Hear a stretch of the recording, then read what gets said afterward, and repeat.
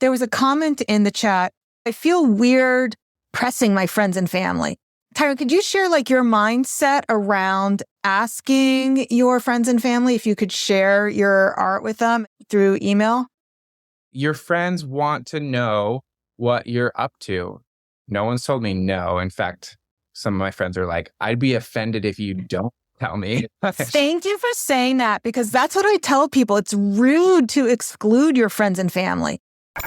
It's the Inspiration Place podcast with artist Miriam Schulman.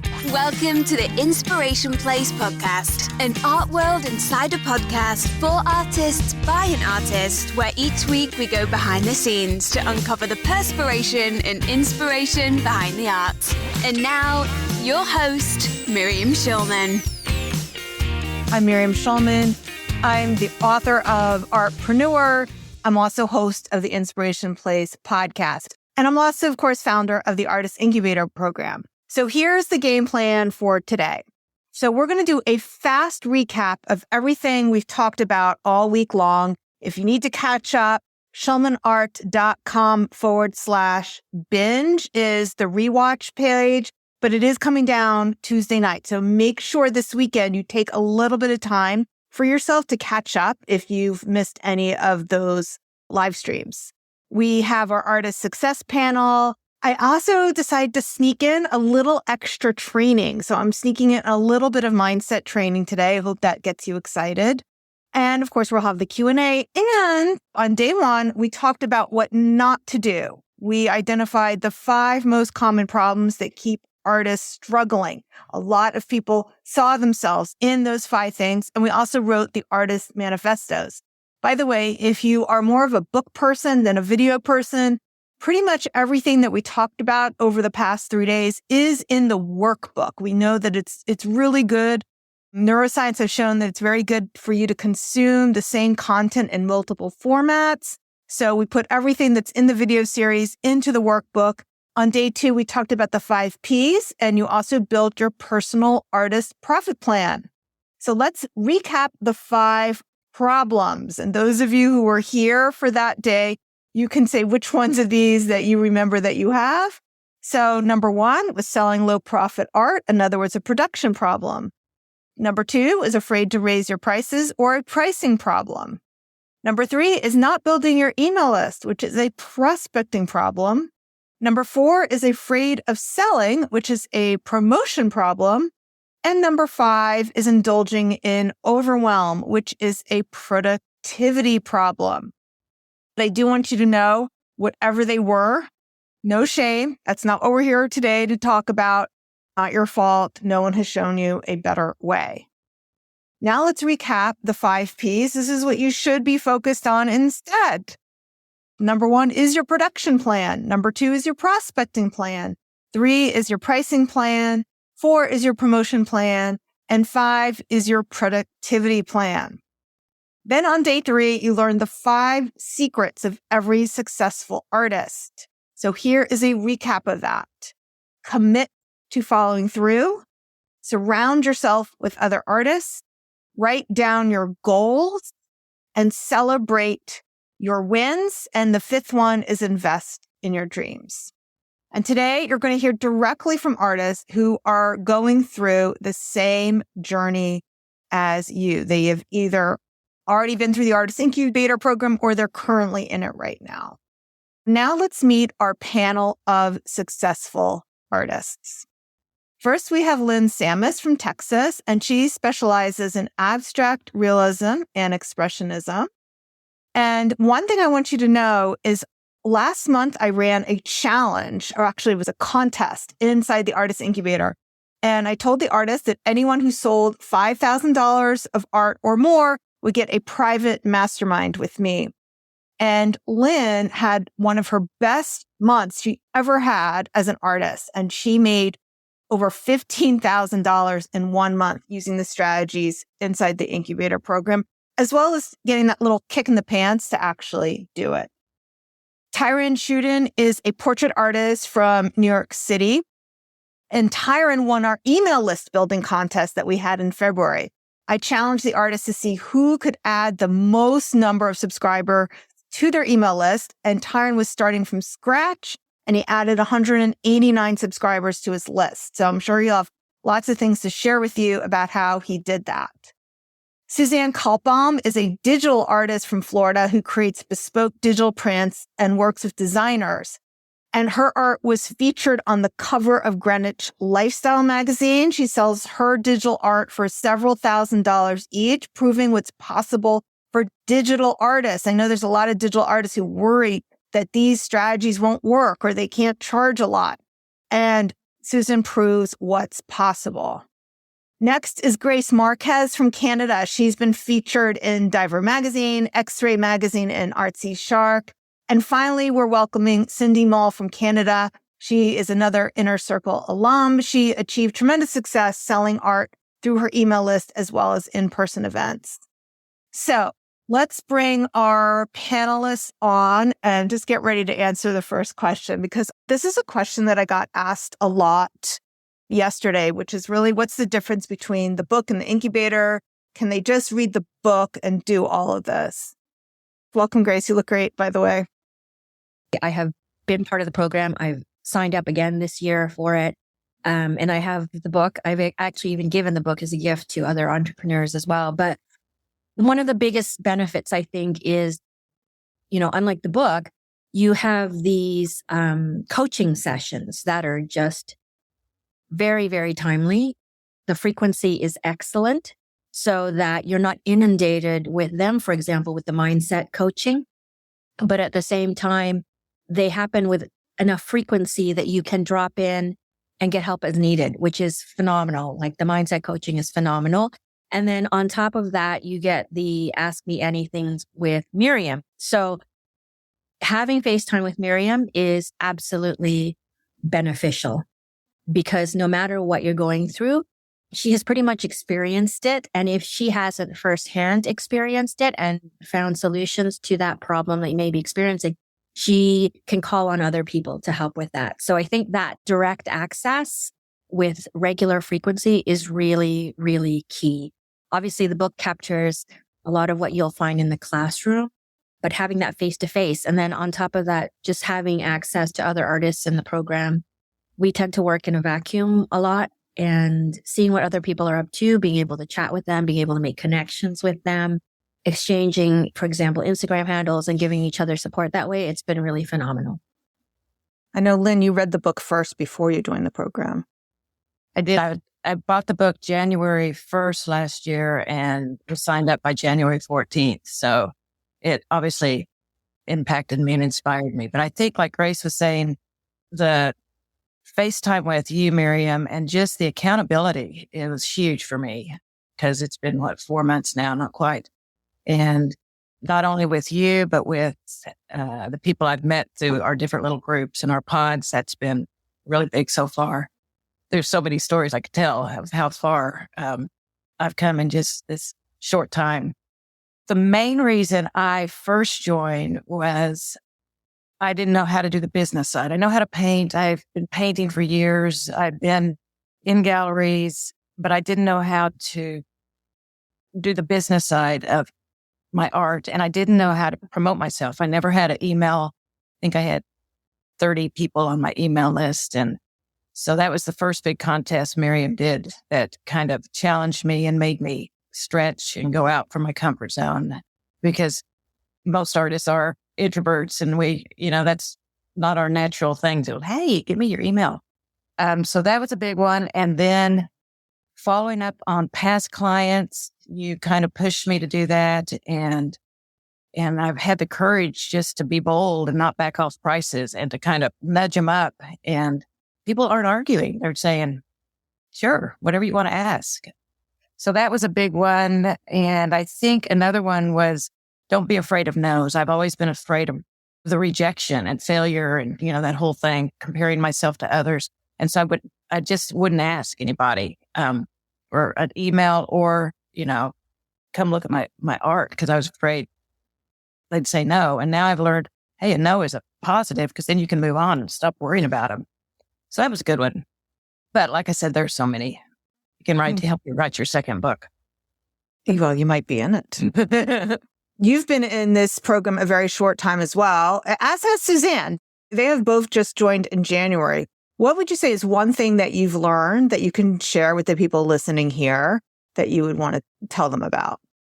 I do love the book. It gives, introduction to all these mind-breaking ideas. But then once I got into the Artist Incubator program, there are all of these resources that you provide to put it into action right away. I was able to start revamping my website. Just last, not April, but in March, you had us build an email list, and I went from zero. I now have over 200 emails, and I shot out my first email, and it was so exciting to get, because I first started, and you talked about start with your own universe. So I was reaching out to family and friends and just old high school relationships.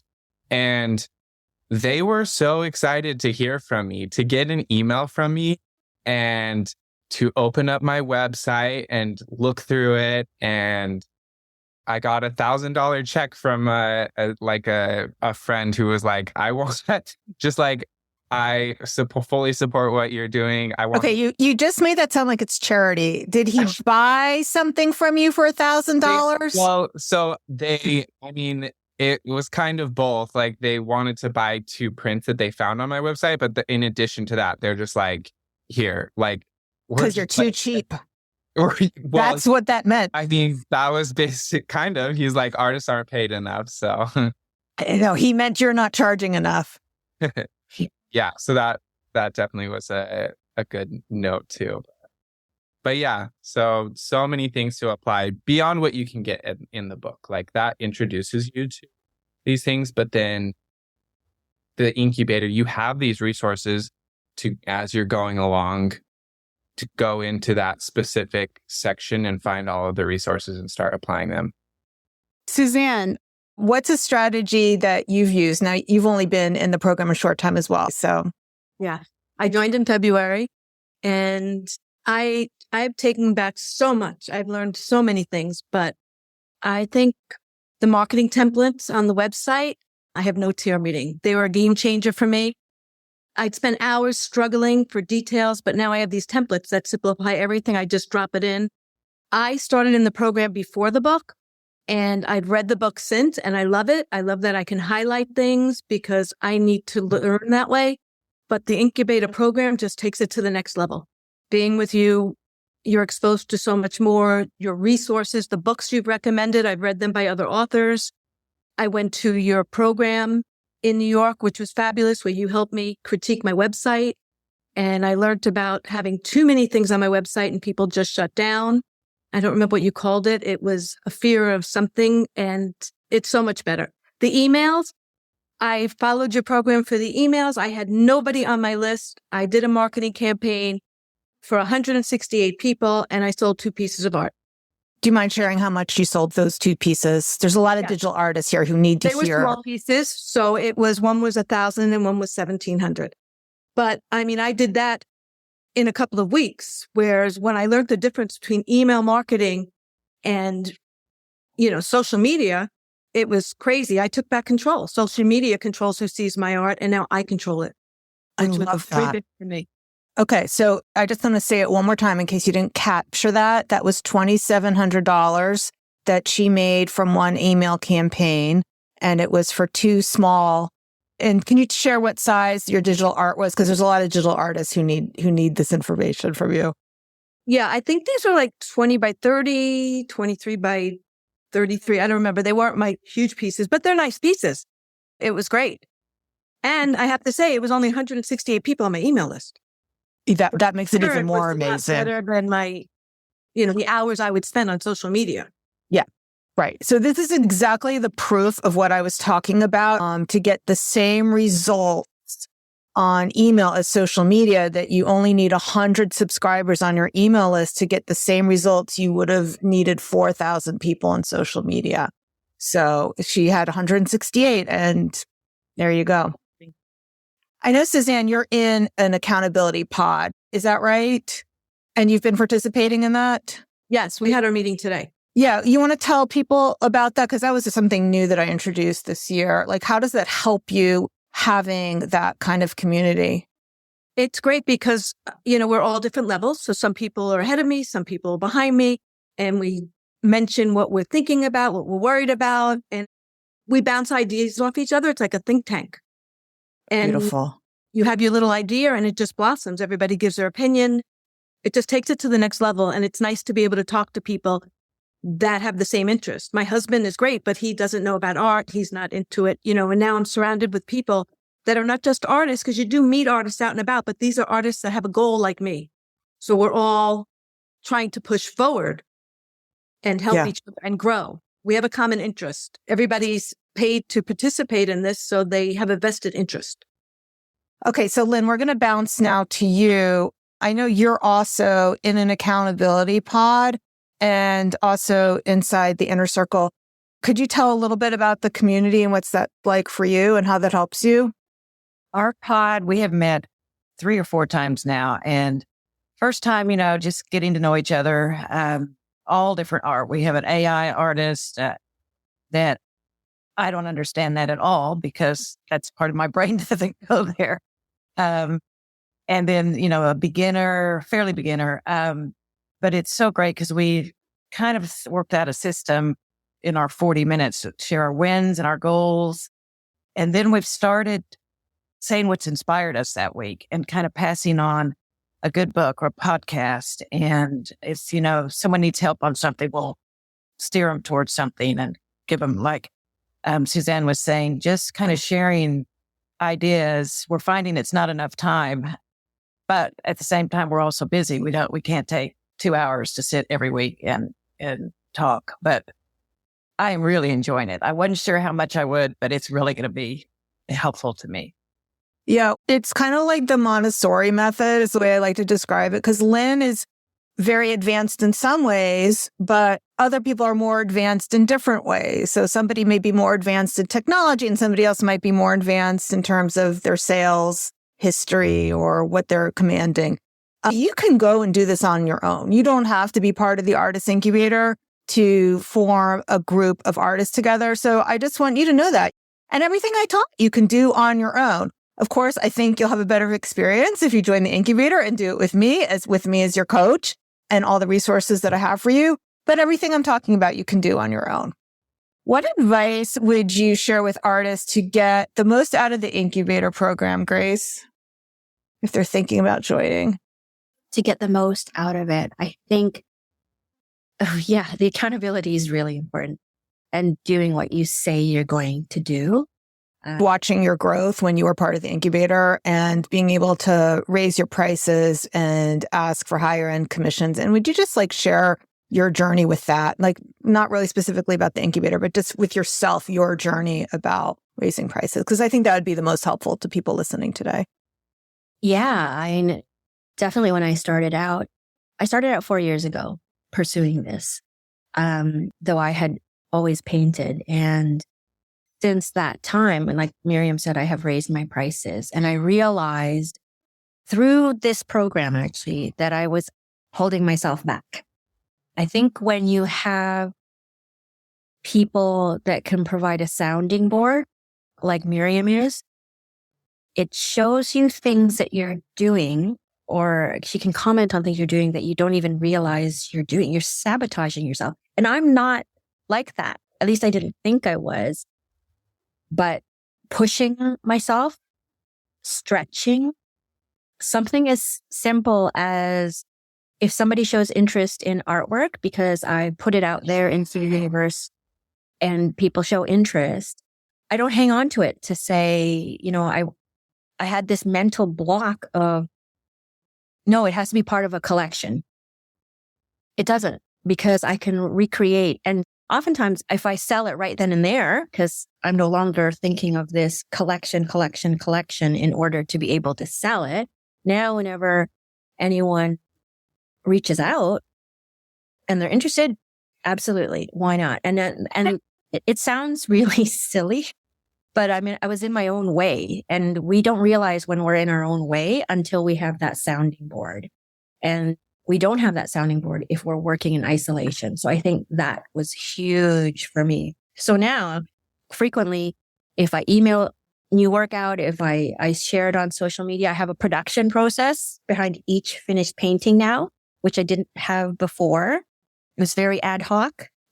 If I remembered to do stuff, now there's a production process. Okay, finished painting, photograph before I varnish so that there's no glare. Once it's photographed, create all the staging images, using different apps. Once I have that, draft the email, embed it. Once I have that, send it out. Once I have that, it's on social media, staged, like I have a whole production process now with each painting that I never had before because, like I said, it was very ad hoc. And so if you're unfamiliar with the business side of things, I know somebody mentioned, if you're unfamiliar with the business side of things, that was mind blowing. And I came from a marketing background and I couldn't even market myself. Common. Well, you know how many people reach out to me, whether they're clients or not, or just went through the bootcamp. Oh, I'm in marketing, but I can't do it for myself. Like, oh, I didn't realize that I'm doing this wrong. Like I do it for other people and I don't. Yeah. I don't know how to do it for myself. Having that framework, the framework is touched on in the book. You talk about it in the book. The framework is in the incubator and the accelerator programs, but it's all there. Like the strategic and tactical stuff is there. It's not out in the ethereal universe. And that's what I loved about your program, Miriam, because I have done other art business coaching programs before you. I found that they were very heavy on mindset, but very light or non-existent in practical business application. So, that book, if anything, everything you can find there, you can find in the incubator, but with the templates in the incubator. So that framework was huge. So, I dedicate time now every week doing the business side of things, and I treat it as a fun thing. I love how much value you're giving everybody. They're really enjoying it. I don't think I have any specifics about staging in there, but I do have how to photograph your artwork. That is part of it. Yeah, photographing your artwork is really, really important. And I'm not talking for social per se. I'm talking like when you're actually putting it up on your website. Actually, it should even be for social, even though it's low res. But when you're presenting it on your website, for example, gallerists will automatically discount you based on the quality of the photograph. Sad. Yeah. And then I want to answer Asia's question. She says, do we need a high-end camera or just our phones? So I would say no and no. So the lens on your phone is not very good. You can get an attachment for your iPhone with a better lens. And Grace, you can tell me, you're not using your iPhone to take pictures, are you? No. Okay. But this is what I do tell my clients, and I will tell you right now, is the cheapest digital camera that you can buy on eBay will take a better photograph than your phone. So you don't need a high-end camera. That's why I said no and no. You do not need a high-end camera, but your art will look a lot better if you use a digital camera, not a phone to take it. What app do you use for pictures of your artwork? You can use any app that comes for free on your computer. That's what all I used for many years. Even once I invested in Photoshop, I would still often go back to like Microsoft Picture Editor. And I do teach that. I do teach that inside the program, like how to edit your photos and how to make it better. Thank you so much for sharing, Grace. Cindy, I would love if you could share what kinds of things you write about in your emails, because a lot of people are stumped. Like, what do I say? And I know that you became a queen in that. Well, every day I write something in my journal when I come into the studio, and usually it's just a list of what I have to do that day. But then I might hear something that makes me go, or when I'm painting, things come into my head. So I make a note, and then I'll sit down and I will write it. But I like to be humorous. I like to send something light, humorous, and something that people can relate to. So a lot of the time it just starts as a story, like driving down the road the other day and everything looked so beautiful. And I realized it's because I had new brown clip-on lenses on my glasses, that it just made the contrast, like whatever. So I just wrote about that. And then I sort of put the stars across the, to separate it. And then I said, oh, and this is the painting, the newest painting out of the studio and blah, blah, blah. And that, for me, that just works. I just write about anything as long as it's light and short. I keep it very short. And I also try to get rid of I and me out of it as much as possible. And I turn it into you or something, but sort of try to, I write it all out first, and then I go in and figure out the way I can get rid of I and me out of it. And that makes a huge difference for how people respond. Yeah. I even had somebody the other day that said, oh yeah, well, I thought for sure you were writing to me because I was actually in the ditch the other day cutting broom and you were driving down. I thought maybe you saw me. And then she went, oh, and then I realized, oh no, it's your email. So, my mom thinks I'm writing just to her too. She's like, I can't make it today at 4:00. It's like, you're not really invited. Cindy, how often are you emailing your list? Once a week. And I give myself one off day if I really don't feel like writing an email. One off week, you mean? Like you get a month? So it's 3 friends a month, but usually it's 4. But if, something comes up where I really feel pressured, I just go, this is my day off. Yeah. So good. I love that. I enjoy getting your emails too. Oh, thank you. I was wondering if you were still reading them. Yeah, I do when I have the chance. I think I moved you to my other email address, but yes. Yeah. Because my inbox gets full very quickly of things and my team reads it. Okay. Tyron, I want to hear from you because you were the email list building contest winner. Let's talk about how to add emails to your email list. I know you've tried some things that didn't work and some things that worked better. Yeah. Well, like you mentioned in the book, the best way is to just ask people. And so I did that. I just went through my contacts and I kind of broke it up into I'm 30, just turned 32. My birthday was on April 30th. Happy birthday. Thank you. So I kind of broke it up into different stages of people from my hometown in Utah, high school, college, grandparents, uncles, cousins, whatnot. And just started reaching out to them. And those were for sure the most immediate responders, very enthusiastic. But also I've started to integrate it into conversations as I start to meet new people now that I'm in New York, and I'll meet a friend of a friend and they'll ask, what do you do? And it's very easy and casually, just as, once you're explaining your art, being like, oh, I'm starting this email list. I'd love to add you. And honestly, no one's told me no. I've yet to have someone say, oh, I'd rather you not. But that doesn't mean that's not the case. But, most people are genuinely interested in getting to hear more about artwork. I feel like what didn't work, at least specifically for adding emails, is I went into Central Park and I set up an easel and I was drawing Bethesda Fountain, but I had signs with QR codes around my easel being just join my email list. And that, I feel like that's too much of a barrier. One, I was even just rehearing in your book about if you're out in public, do things that aren't to make it look like you're too consumed. So me drawing in Central Park, I felt like people were almost afraid to come up and talk to me just because they're like, oh wow, he's in his element. But yeah, and then you have one of the, another added benefit of being in the program is you will sometimes do some trainings. And so when we were doing this email campaign, you did a training on how to engage with social media individuals through direct messages. And I have had people reach out because I just recently got an opportunity to be interviewed on a YouTube channel. And so like new people have found me through Instagram through that. So I make an effort when they reach out to me to kind of like you say on a one-on-one basis. Oh, thank you so much. How did you find me through that YouTube interview?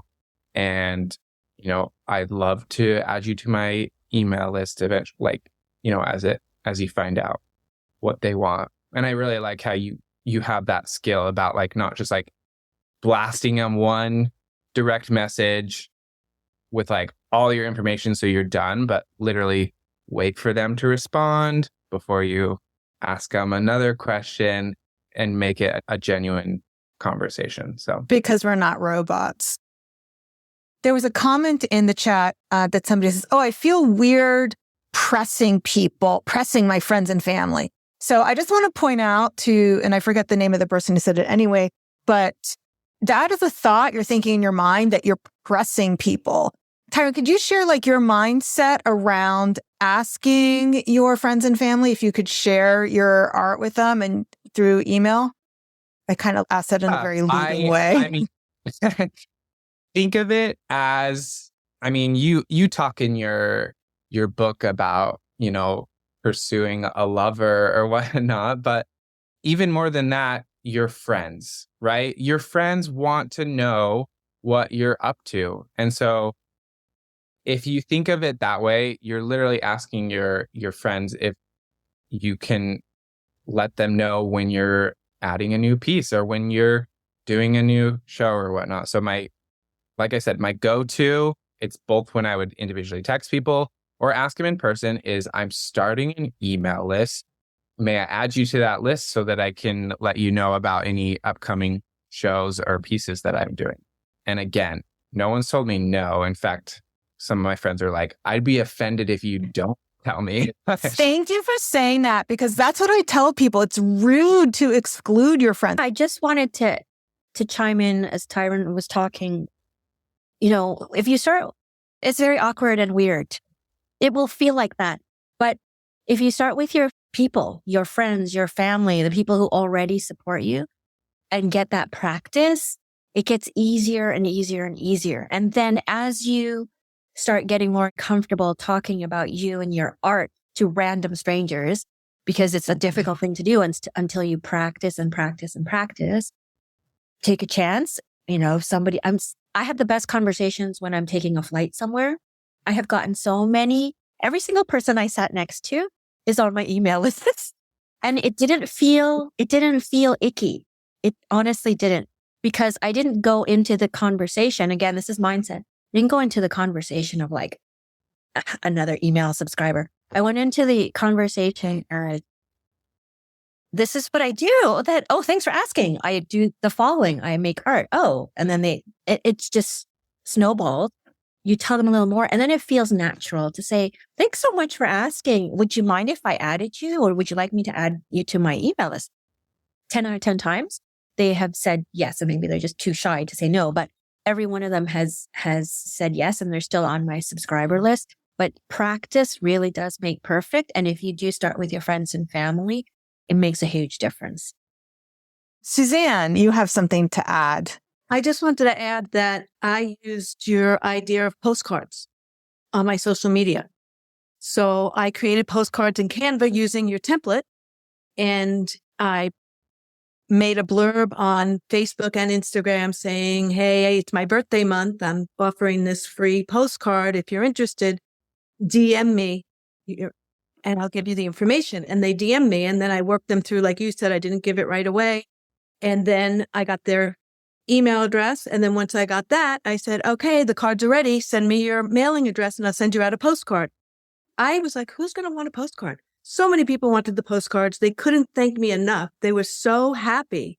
And I got another 65 people on my email list by sending them postcards, which was great. Amazing. So everything starts with an idea. Everything. And we know that as artists, we think of what we want to create. We have a thought, we think of what we want to create, and then we create it. So everything starts with an idea, and thought is the most powerful force in the universe. Us artists understand that really better than anyone else. Our thoughts about the world is what creates our emotions. Our emotional experience is what's going to drive our actions or inhibit our actions, which will in turn create our results or sabotage our results. If you don't believe in your goal, you're going to sabotage yourself.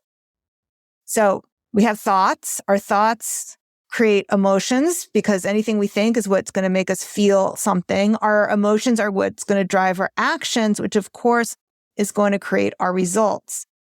If you want different results, you need to start thinking differently. Empowering beliefs are going to accelerate the results that you want. So how do you change your beliefs? Well, you have to practice new thoughts. A belief is a habit of thought. To turn a thought into a habit, you're going to have to practice it. And you've heard from our artists today that there were things, like they got ready at one point and then they slip, because you just have to keep making it and reinforcing these habits. So one way is to write the new thought you want to believe every day or say it out loud. So why don't you repeat after me?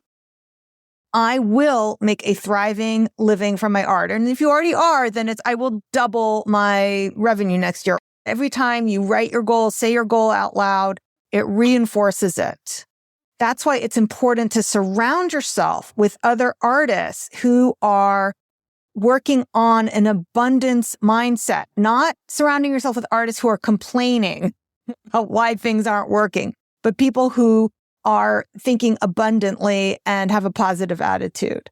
So Incubator members, as you heard today, they do get dedicated mindset coaching every month. And you'll learn not to project your own limiting beliefs and fears onto your customers. So this is the important part that I want you to know. Here's the truth. I believe in you too. You don't need your partner to believe in you. You don't need your parents to believe in you. You don't need your friends to believe in you. You don't need your kids to believe in you. All those people who think, oh, I just need to get my husband on board or whoever. No, you don't need them to believe in you. Believe in yourself. If you need someone to believe in you, I believe in you. I believe in you. And if you're committed to your success, I will fully commit myself to your success as well. This is what I spend all my time doing now, is thinking about how can I make the program better so that you'll get better results.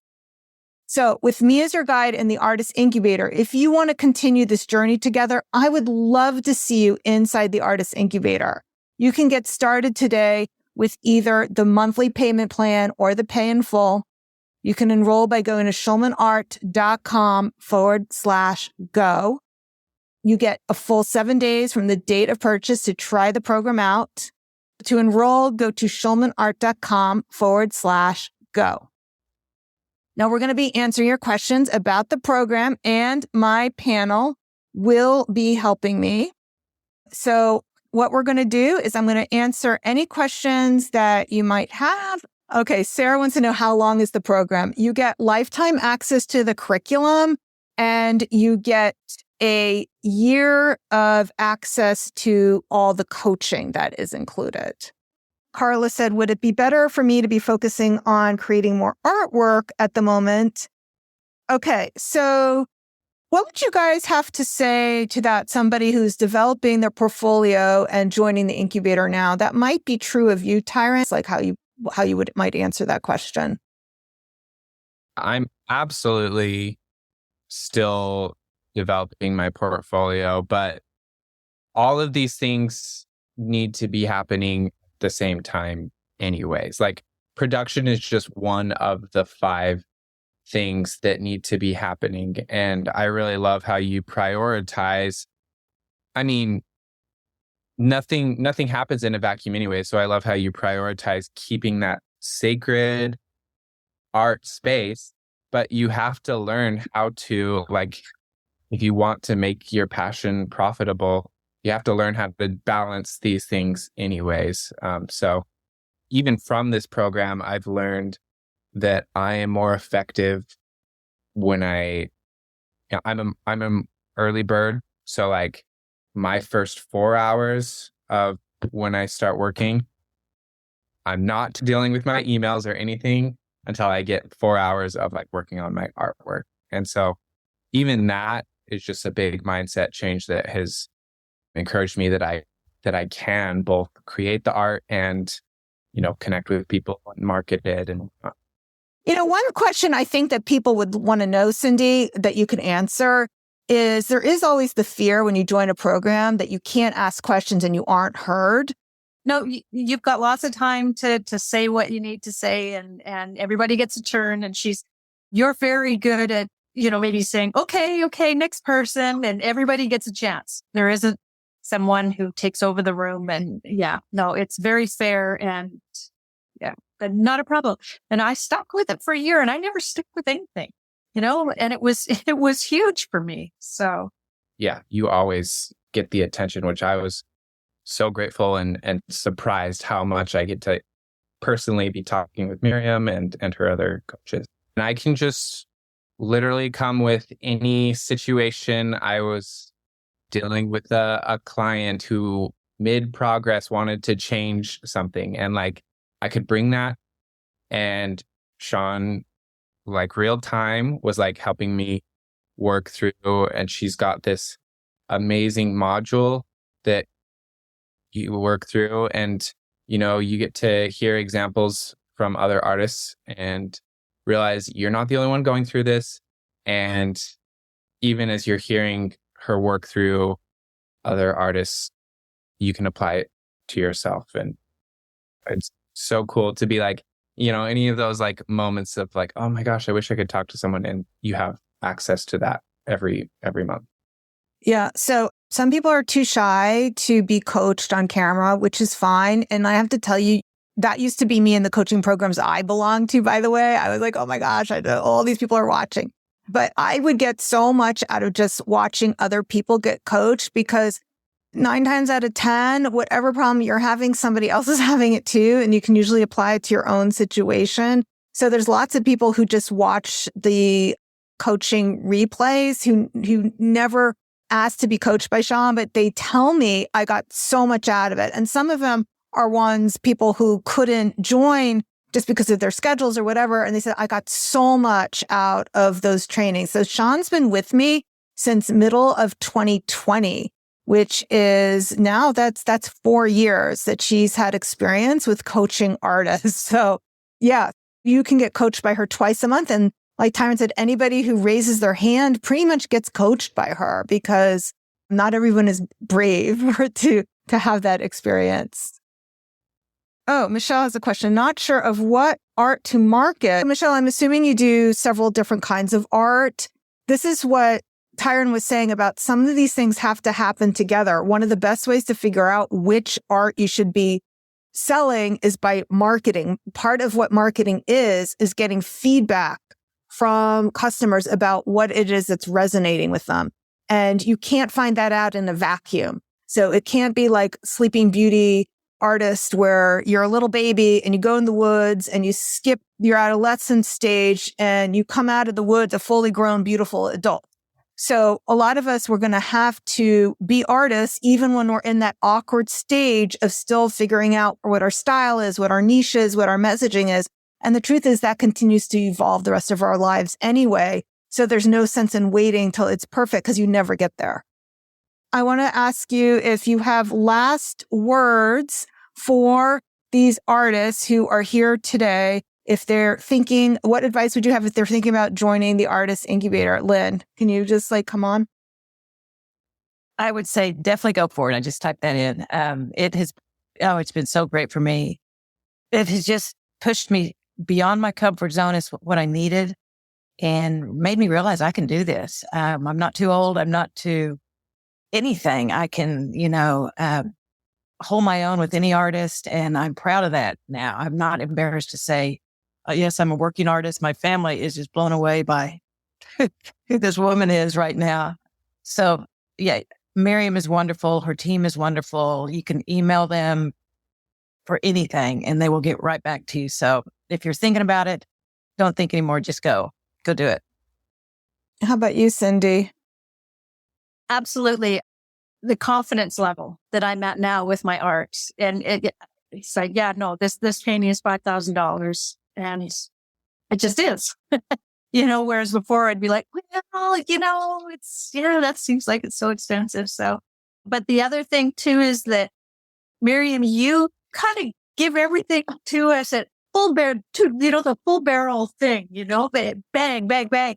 And it's like, okay, so I'm not quite like that. I'm a little more, I pull back, but I would rather have someone give me everything that I need to know and then sort through it rather than somebody that holds back and doesn't teach you everything you need to know. If you know what I mean? I don't know if that makes sense, but yeah, you'll get everything if you join. Suzanne, do you want to add to that? I think that you shouldn't hesitate. For me, I loved my art. I loved my pricing. I didn't know how to get it out there. I got overwhelmed and I would shut down when doing certain things.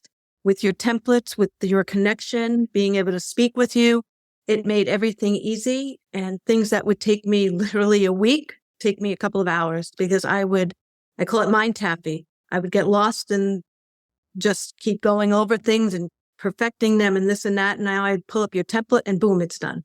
Or I watch one of your videos and it points me in the right direction. I just say, don't hesitate, just jump right in. How about Tyron? What would you say to artists? I would say you owe it to yourself.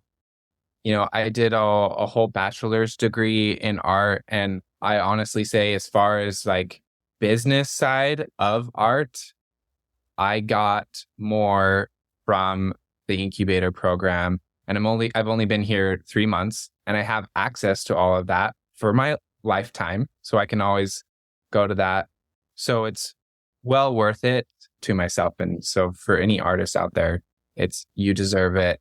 Invest in yourself, believe in yourself, and that it's absolutely possible. And you get welcomed into this community of people who are doing it. Okay. And then let's end with Grace. Everyone highlighted really great things about this program and why to join it.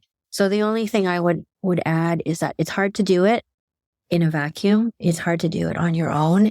And if you join this, you won't be on your own, really, truly. You'll have other artists who can share their experiences, their knowledge, their expertise in different things, as well as Miriam's team. So it's so worth the investment. Okay. All right. I want to thank all my panelists for taking the time to be here today and share all your knowledge and wisdom. And of course, we hope to see you inside the Artist Incubator. All right, everyone. Thank you for being with me here today. Bye for now. Stay inspired.